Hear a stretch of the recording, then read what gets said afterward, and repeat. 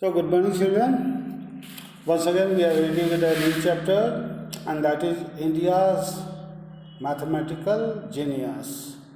Basically, this is the title of your chapter, our chapter that we are starting today. आज हम लोग जो पढ़ाई शुरू कर रहे हैं वो इंडिया के ऐसे मैथमेटिकल यानी मैथमेटिक्स जानने वाले जिन ऐसे पुरुष जो उसमें बहुत बेहतर दक्षता रखते हैं, अपनी पूरी महारत हासिल किए हुए रहते हैं, ऐसे व्यक्ति को हम जीनियस कह सकते हैं। तो वो मैथमेटिक्स के क्षेत्र में थे, इसीलिए उनको क्या कहा गया, मैथमेटिकल जीनियस नाम। चलिए, याद है कुछ ही दिनों पहले हम लोग एक बार ब्रेक किए थे इस स्टोरी को। उसमें हम लोग देखे थे श्रीनिवास रामानुजन। श्रीनिवास रामानुजन एक तो ये कि वो अपने देश में सबसे अधिक लोकप्रिय मैथमेटिशियंस में से एक थे, बहुत प्रसिद्ध थे। रिनॉन मतलब प्रसिद्ध, famous, was largely self taut. जिंदगी की अजीब उपलब्ध उनके साथ विसंगतियाँ थी। विसंगतियाँ ये कि वास्तव में जैसे आप लोगों को अभी पढ़ाने के लिए बहुत कम टीचर उपलब्ध नहीं के बराबर हो पा रहे हैं, पहले स्कूल भी चल रहा था वो अभी उपलब्ध नहीं है, तो ऐसी स्थिति में हम अपने स्वयं पढ़ भी सकते हैं। क्यों? मैं उदाहरण दे रहा हूँ। श्रीनिवासन सर ने अपनी पढ़ाई खुद ही करी। उनके पास कोई बहुत शिक्षक को पे करने के लिए पैसे नहीं थे, ना ही उनके पास किताब खरीदने के लिए बहुत कुछ था। लिखने के लिए मैथमेटिक्स की जो इक्वेशंस वगैरह होती थी, उस सारे इक्वेशंस को बनाने के लिए और नए नए इक्वेशंस को डेवलप करने के लिए भी पेजेस नहीं थे। लेकिन उन्होंने इन सारे के लिए मेहनत और जिज्ञासा करी, जो स्वाभाविक रूप से उनको ये चीज़ हासिल हुआ।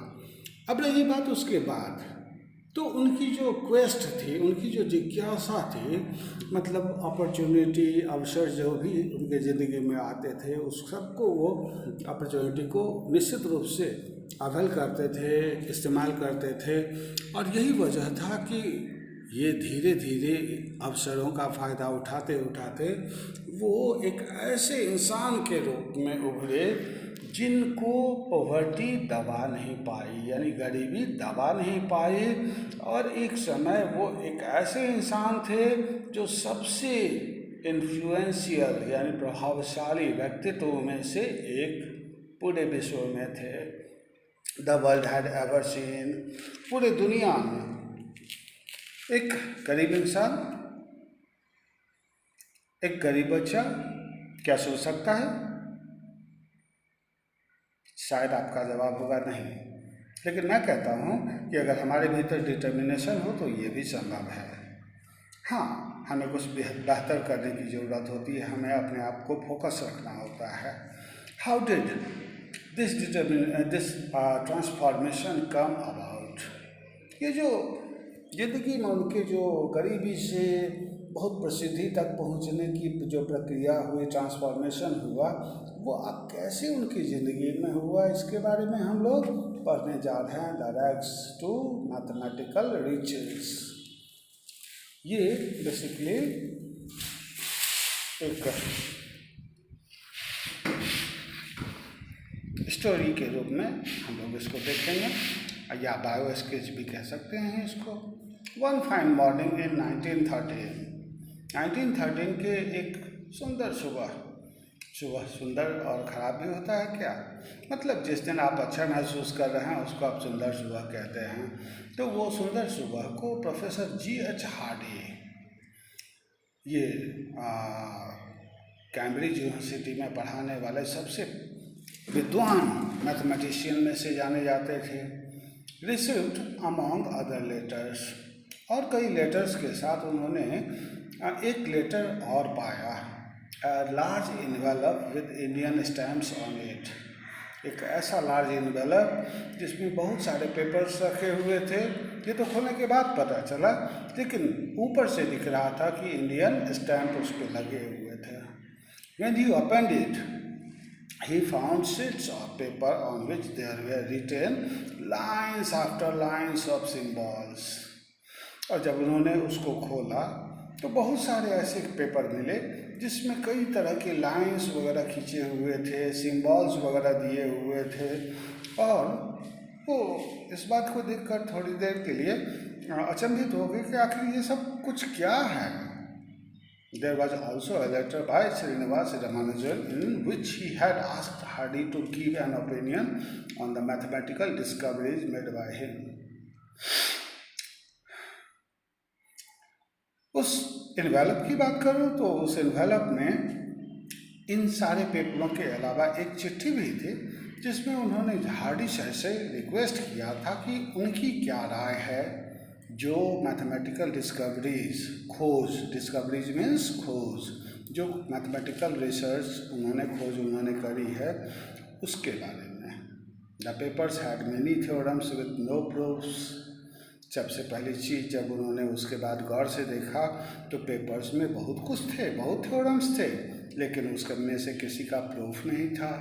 Hardy got bored of reading them. स्वाभाविक बात है, हार्डी जैसा प्रोफेसर बहुत समय नहीं दे सकते थे, जल्दी ही बोर होने लगे वो। He put them aside and went on with his days routine.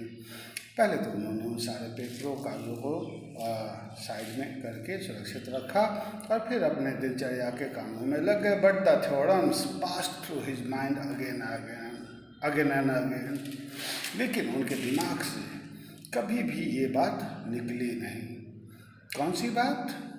वो लाइंस, वो सिंबल्स और रामानुजन के द्वारा रिक्वेस्ट जो फॉरवर्ड किया गया था वो। तो ये दोनों चीज़ें बहुत ही शानदार तरीके से उनके सामने, उनके दिमाग में दिन भर चलती रही। In the evening he was back in his room. रात में जब वो अपने कमरे में गए वापस, he had another look at the papers. एक बार फिर उन पेपर्स को देखा। The writer of these papers is ended a genius. इस बार जो उन्होंने देखा तो एक ओपिनियन उनका बना, एक राय उनकी बन गई, और वो ये था कि जो कुछ किसी ने भी इन पेपर्स को लिखा है वो निश्चित रूप से बहुत ही ज्ञानी पुरुष है। But let me talk to Littlewood. लेकिन चलो पहले बात करते हैं लिटिलवुड सर से। लिटिलवुड सर के बारे में मैं आपको बता दूं, वो भी वहीं पे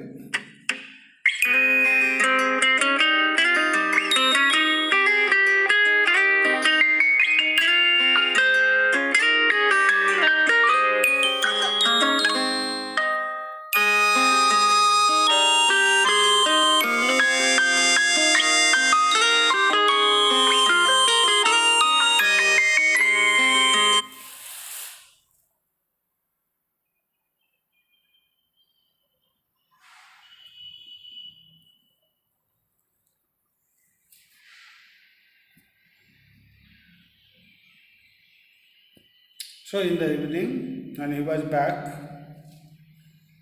in his room, he had another look at the paper, and thereafter he found that it was really written by a genius.